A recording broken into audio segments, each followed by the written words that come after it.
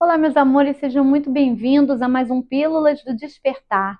Eu estou Tati Pinheiro e serei a sua guia na sua jornada do autoconhecimento. Se vocês ouvirem um ronquinho de fundo, é o Joy, que está dormindo aqui do meu lado. Sejam todos muito bem-vindos, sejam todos muito bem-vindas. Espero que vocês estejam curtindo essa série de Pílulas do Despertar. Esse mês a gente está lendo aqui, fazendo uma leitura comentada do livro Grande Magia, Vida Criativa Sem Medo, de Elizabeth Gilbert, que é a mesma autora de Comer, Rezar e Amar. Foi editado e publicado pela editora Objetiva. Quero só fazer um preâmbulo aqui, convidar vocês para vocês me seguirem lá no meu novo perfil do Instagram, @o momento do despertar. Eu estou fazendo lives semanais lá, onde eu faço a leitura de um livro da Brené Brown. Para quem não sabe, a Brené Brown, a Brené Brown, ela faz um trabalho lindo sobre vulnerabilidade. É uma escritora que eu já conhecia de alguns TEDs, sabe? TEDs são aquelas palestras, né, que eles fazem rapidinho, né, que tem no mundo inteiro. E ela foi citada em alguns documentários que eu assisti, então eu comecei a gostar muito do trabalho dela. E aí resolvi fazer uma leitura comentada, só que em formato de live, no @momento do despertar. Então, é legal, se você está curtindo essa questão da leitura, aqui quase desse e-book que eu faço comentado com vocês, é um outro livro, é uma outra autora e num formato de live. Então, eu também abro para perguntas, vejo os comentários de vocês. Então, vai lá no meu perfil quando acabar esse vídeo, né, gente? Não agora. Anota aí, @o momento do despertar. Vai lá no Instagram, segue o meu perfil, ativa aquele sininho lá das notificações, sabe? Que você precisa botar no Instagram para que ele te avise toda vez que eu tenho live. E aí, uma vez por semana, a gente se encontra nas lives lá do Instagram para ver o livro da Brené Brown sobre a vulnerabilidade, que é diferente desse livro que a gente está trabalhando aqui, tá bom? Então, se você quiser agregar valor, né, trazer ainda mais autoconhecimento, expandir ainda mais a sua consciência, vamos fazer esse trabalho conjunto aí, aqui e lá. Aqui uma pílula do despertar todo dia do trabalho desse mês lindo, né, da Elizabeth Gilbert, esse mês, porque já tivemos outros e teremos outros livros em sequência. E lá no @um momento do despertar no Instagram, você vai poder participar ao vivo das lives semanais com um livro de vulnerabilidade, sobre vulnerabilidade, da Brené Brown, ok? Então vamos lá. Dando continuidade, então, aqui a nossa leitura. Por que vale a pena? Carregar o medo em uma grande viagem nem sempre é confortável ou fácil, mas sempre vale a pena. Pois se você não conseguir aprender a viajar confortavelmente com o seu medo, nunca irá a nenhum lugar interessante, nem fará nada de interessante. E isso seria uma pena, pois a vida é curta, rara, maravilhosa e milagrosa, e você quer aproveitar enquanto ainda está aqui para fazer coisas realmente interessantes.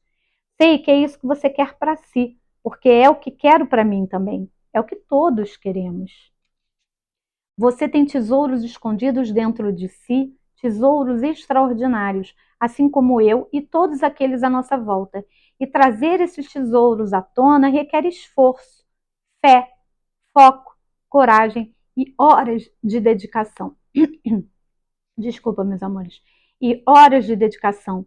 E o relógio não para e o mundo continua a girar. E simplesmente não temos mais tempo para pensar tão pequeno.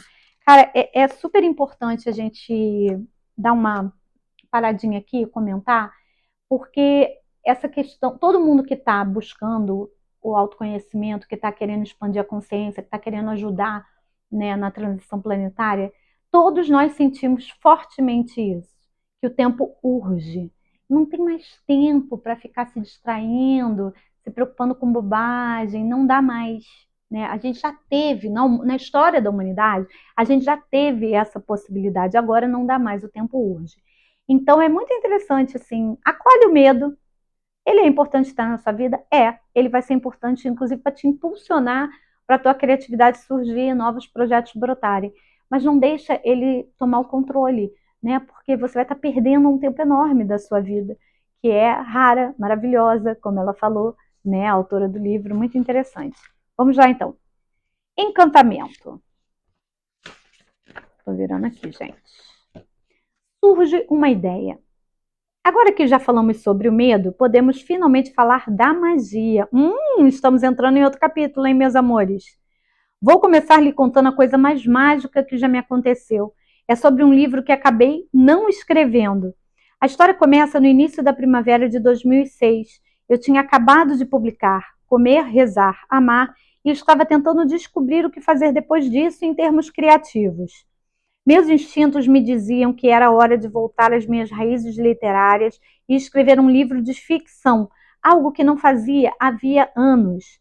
Na verdade, fazia tanto tempo que não escrevia um romance que estava com medo de ter esquecido completamente como fazê-lo, de não saber mais falar a linguagem da ficção. Mas tinha uma ideia para um romance, uma ideia com a qual estava muito empolgada. A ideia se baseava em uma história que meu namorado, Felipe, havia me contado certa noite a respeito de algo que aconteceu na década de 1960 em seu país natal, o Brasil. Olha lá, gente, ela conhece a gente. Vou até procurar, gente, Elizabeth Gilbert no Instagram. De repente falar até português, hein? E vou mandar para ela aqui o que eu tô fazendo. Já pensou se ela não gosta, gente, do que eu tô fazendo? Ninguém merece, né? Mas vou mandar para ela. Acho que ela vai gostar. Aparentemente, o governo brasileiro teve a ideia de construir uma rodovia gigantesca que atravessaria a floresta amazônica, e isso se deu durante um período de desenvolvimento e modernização desenfreados, e o projeto deve ter parecido incrivelmente inovador. Os brasileiros investiram uma fortuna nesse plano ambicioso e a comunidade internacional outros tantos milhões. Uma parte espantosa desse dinheiro imediatamente desapareceu em um buraco negro de corrupção e desorganização. Quem nunca viu isso no Brasil?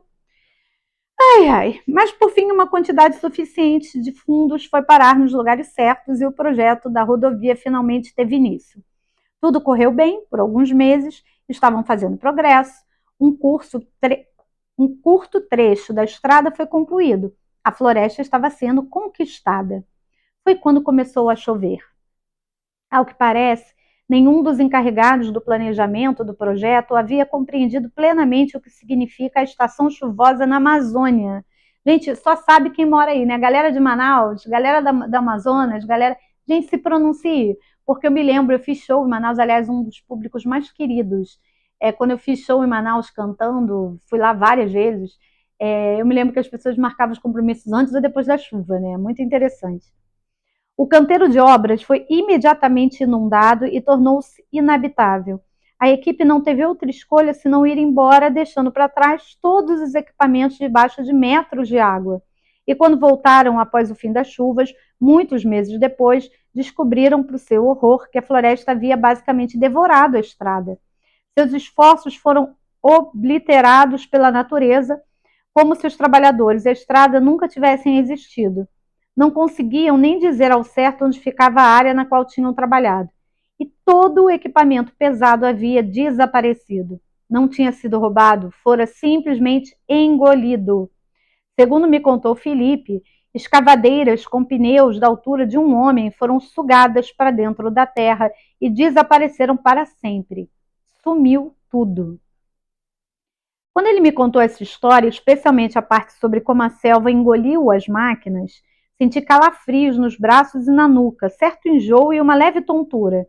Foi como se estivesse me apaixonando, ou como se tivesse acabado de receber uma notícia alarmante, ou estivesse à beira de um precipício, olhando para algo lindo e fascinante, mas ao mesmo tempo perigoso. Já havia experimentado esses sintomas antes, então soube imediatamente o que estava acontecendo. Uma reação emocional e fisiológica assim tão intensa não me acontece com grande frequência. Porém, é comum bastante e seus sintomas são suficientemente similares àqueles relatados por pessoas espalhadas por todo o mundo em diferentes períodos da história para me fazer acreditar que posso chamá-la pelo devido nome: inspiração. É assim que nos sentimos quando surge uma ideia. Vou fazer aqui um comentário. Quando ela estava descrevendo agora, gente, eu jurava que ela ia falar que ela teve uma crise de pânico. Mais alguém aí teve essa sensação?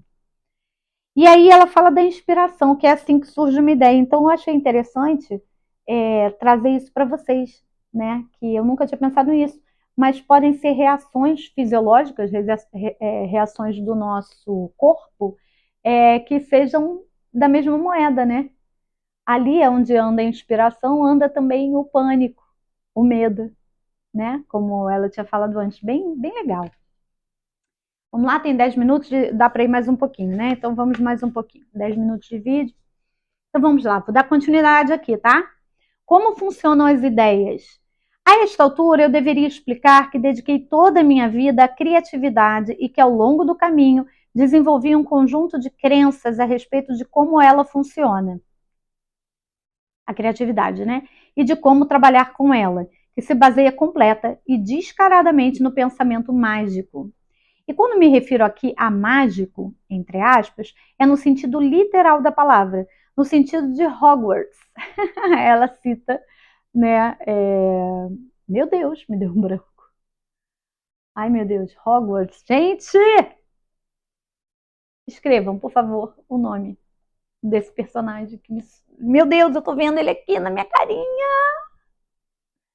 Eu não tô lembrando o nome. Meu irmão é apaixonado por esse livro. Eu vi todos esses filmes. Ai, gente, agora eu vou ficar nervosa aqui enquanto eu não lembrar. Isso é sinal da menopausa. Meu Deus, escrevam, por favor. Por favor, me ajudem a me lembrar. Ai, que agonia. Estou me referindo ao sobrenatural, ao místico, ao inexplicável, ao surreal, ao divino, ao transcendente, aquilo que é de outro mundo, porque a verdade é que acredito que a criatividade seja uma força de encantamento, não inteiramente humana em sua origem. Estou ciente de que esta não é uma maneira particularmente moderna ou racional de ver as coisas. Sem dúvida, não é científica. Outro dia mesmo ouvi um respeitado neurologista dizer em uma entrevista: o processo criativo pode parecer mágico, mas não é. Com todo o respeito, discordo. Acredito que o processo criativo é pura magia, pois eis no que escolho acreditar a respeito de como funciona a criatividade. Acredito que nosso planeta é habitado não apenas por animais, plantas, bactérias e vírus, mas também por ideias. Essas são uma forma de vida energética e incorpórea. São completamente separadas de nós, mas capazes de interagir conosco, ainda que de um modo estranho. As ideias não têm um corpo material, mas têm consciência e certamente têm vontade própria. São movidas por um só impulso, o de se manifestar. E a única maneira pela qual uma ideia pode se manifestar em nosso mundo é por meio da colaboração com um parceiro humano. Ela só pode ser escoltada do nível do etéreo para o reino da realidade através dos esforços de humanos. Gente, isso é física quântica pura, né? Física é processo de cocriação que ela está descrevendo aqui. Portanto, as ideias passam a eternidade rodopiando à nossa volta, buscando parceiros humanos disponíveis e receptivos. Estou falando aqui de todo tipo de ideia, tá? Artística, científica, industrial, comercial, ética, religiosa, política. Quando uma ideia acredita que encontrou alguém, digamos você, que talvez possa trazê-la para o mundo, ou seja, materializá-la, né, gente? Ela lhe faz uma visita, tenta chamar sua atenção. Na maior parte das vezes você não percebe, provavelmente porque está tão consumido pelos próprios dramas, ansiedades, distrações, inseguranças e obrigações que não está receptivo à inspiração. Talvez não note porque está assistindo à TV, fazendo compras, remoendo a raiva que sente de alguém, ponderando seus erros e fracassos, ou simplesmente muito ocupado. A ideia tenta fazer sinal para você parar, talvez por alguns minutos, talvez por alguns meses, talvez até por alguns anos. Mas quando finalmente percebe que você está alheio à mensagem, passa para outra pessoa. Essa questão da inspiração, eu vi numa live, eu acho que foi com o Henrique Gasparetto, mas eu não tenho certeza, gente. Eu achei fantástico isso. Ai, foi com o Henrique Gasparetto? Foi com a Mary Yamaguchi? Ai, gente, não sei. Mas, enfim, não é ideia minha, tá? Eu achei muito interessante porque era exatamente isso, assim. Você imagina, né, nesse campo, né, porque a gente vive aqui entre dimensões, né? Então, tem ideias aqui, né, permeando todo o nosso entorno, inclusive o inconsciente coletivo. Então, muitas vezes acontece de uma pessoa num lugar do mundo patentear alguma coisa e no outro lugar do mundo tem outra pessoa patenteando a mesma coisa. Hoje em dia você pode dizer, mas teve vazamento de dados, foi clonado, qualquer coisa de internet, né? Foi hackeado. Mas, gente, há um tempo atrás não tinha essa tecnologia, isso não podia acontecer. Então, como que uma pessoa no Brasil, por exemplo, tem uma ideia e patenteia uma coisa qualquer lá, essa ideia, e o outro, sei lá, na China faz a mesma coisa na mesma época, né? Então, assim, isso eu sempre achei muito interessante. Então, tá tudo aí. Quando você está distraído pelas coisas do dia a dia, quando você está com uma baixa frequência, ela não fala disso aqui, mas eu vou acrescentar, uma baixa frequência vibracional, você não acessa essas ideias legais, brilhantes, criativas, que podem ajudar a humanidade, que podem te ajudar. Né? Porque às vezes você está com um problemaço e você pensa e não consegue ter ideia nenhuma. Claro, você está vibrando, né, na angústia, no medo, né? Mas você não vai conseguir achar ideia. Ideia brilhante não está ali nessa energia. Ideia brilhante está lá, né? Onde está a alegria, onde está a gratidão, onde está o amor infinito. Então, é muito interessante perceber isso, porque quando você abre espaço, e aí esse abrir espaço eu chamo a atenção de vocês também novamente para aquela questão do estar presente no agora, né, do parar, do respirar, do meditar, essa ideia chega, ela é captada por você. E mais, eu diria, ela é captada por você e é percebida por você, porque veja bem, eu até acho que muitas vezes a gente capta as ideias, mas a gente não percebe. Sabe quando você, aquele negócio de, eu ouvi, mas não escutei, ou escutei, mas não ouvi, né? Tem essa diferença, eu vi, mas não enxerguei, eu enxerguei, mas não vi, né? Tem essa diferença, você precisa não só receber essa informação, como estar atento para que ela apareça no seu radar. E aí você vai para um segundo momento que é fazer a materialização dessa ideia. É trazer essa ideia para o concreto, que é o que ela fala aqui de juntar essa ideia mágica, divina, com o parceiro humano. Né? Porque essa ideia por si só não vai conseguir resolver nada. Ela precisa de um ser aqui para fazer com que ela se torne realidade. Então, é muito interessante isso. Eu estou fazendo vários preâmbulos aqui com vocês dentro da questão do que nós já trabalhamos aqui muito, né? De frequência vibracional, de física quântica, de cocriação da realidade, né? Tudo isso. Estou trazendo todas essas informações e estou agregando aqui nos comentários para vocês, tá? Vamos lá que está acabando esse capítulo e acabando o vídeo de hoje. Contudo, às vezes, em ocasiões raras, porém magníficas, chega um dia em que você está aberto e relaxado o suficiente para, de fato, receber algo. Veja bem, relaxado. Lembra que ela falou antes que quando a gente está tenso, que é o medo que está tomando conta da gente, aí quando a gente relaxa, né, a coragem aparece, a criatividade aparece. Bem interessante que ela que fala disso de novo. Talvez você tenha baixado um pouco a guarda, esteja menos ansioso e então a mágica consegue se infiltrar. A ideia, sentindo sua abertura, começa a trabalhar em você. Envia os sinais de inspiração universais, tanto físicos quanto emocionais, que são os calafrios nos braços e na nuca, o embrulho no estômago, os pensamentos agitados, aquela sensação de estar se apaixonando ou sendo dominado por uma obsessão. A ideia organiza coincidências e portentos para você esbarrar pelo caminho para manter seu interesse aguçado. São as tais das sincronicidades, né, gente? E quando você está no fluxo, ou no flow, né, como as pessoas falam em inglês, as sincronicidades começam a acontecer, que é algo muito mágico, né? Se você imaginar, é algo muito mágico. Você começa a perceber todo tipo de sinal a levá-lo em direção a ela. Ela aqui é a ideia, né? Aquela ideia que estava ali por trás de você, começa tudo fazendo você estar com aquilo ali interessado o tempo todo, com aquilo aguçado o tempo todo, para que você materialize, né? Tudo que você vê, toca e faz o lembra da ideia. Ela acorda você no meio da noite e o distrai de sua rotina diária. Não deixa você em paz até ter toda a sua atenção. Realmente, nesse caso, assim, parece mesmo, né? Quando a gente está apaixonado. É interessante.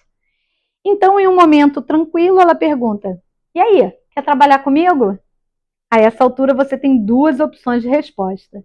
Bom, aí aqui tem o que acontece quando você diz não e o que acontece quando você diz sim. Mas isso são cenas para o próximo capítulo, que esse vídeo já ficou muito longo. Mas acho que foi legal, né? Curtiram? Eu tô adorando. Então, meus amores, deem aquele like, compartilhem, comentem. E amanhã eu tô de volta com mais um vídeo do Pílulas do Despertar. Beijo, beijo, fui!